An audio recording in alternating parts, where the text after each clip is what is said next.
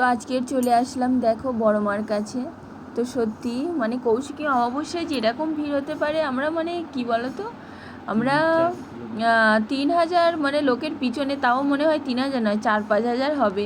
মানে বুঝতে পারছি না কত লোকের পিছনে রয়েছি, মানে এত দূরে। তো মানে সকাল কটা বাজে তখন, 6টা-7টা হবে। আর তখন থেকে পুরো সেই 11টা পর্যন্ত, তাও মায়ের কাছে যেতে পারিনি। তো এখানে দেখো প্রচুর, আর এদিকে দেখো এই দুজন গন্ডি কাটছে, যেহেতু মায়ের হয়তো কোনো মানে মনস্কামনা পূরণ হয়েছে বা কিছু। তো এদিকে বৃষ্টি আসবে মানে অলরেডি পড়ে গেছে, টিপ টিপ করে পড়ছে।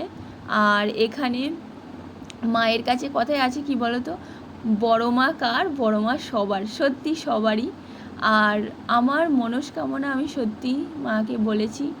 আর এই দেখো আমার হাজব্যান্ড বড় মা মাথায় লিখে নিয়েছে, বড় মা। আর অবশেষে পৌঁছানো হলো মায়ের মন্দিরের।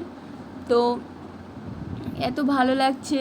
কৌশিকী অমাবস্যায় মানে কি বলো তো, মানে প্রচুর লোকের সমাগম, মানে মায়ের কাছে যাওয়ার জন্য সবাই, মানে কি বলবো।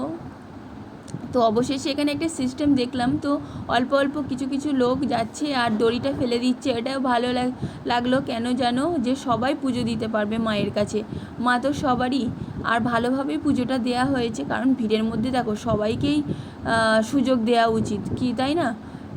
আর আর মায়ের মুখটা দেখে সত্যি মানে চোখ দিয়ে জল চলে আসলো।